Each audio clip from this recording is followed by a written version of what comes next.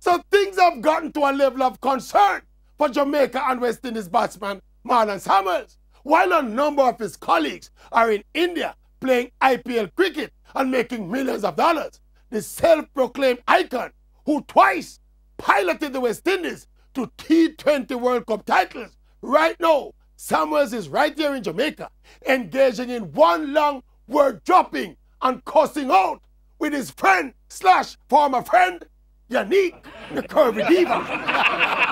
And I can tell you, it's not pretty. Instead of settling what looked like some serious, personal, and intimate differences, arguments still are fleeing, and I know songs start singing. And people are worried for the icon, worried about his state of mind and how what is happening might affect his cricket. Some people say the diva have the icon, and the icon cannot get the diva out time system. I mean, we all know and respect the powers of a woman, but me not lie, the icon now move iconic on this one. What do you mean? To how me have it, the icon supposed to govern the diva.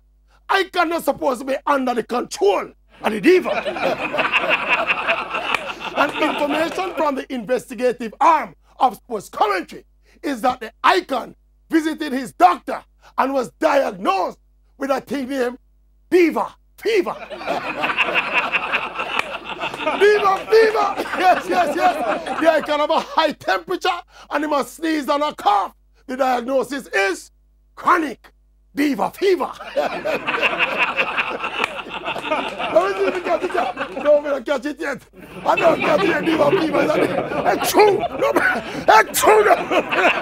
It's true.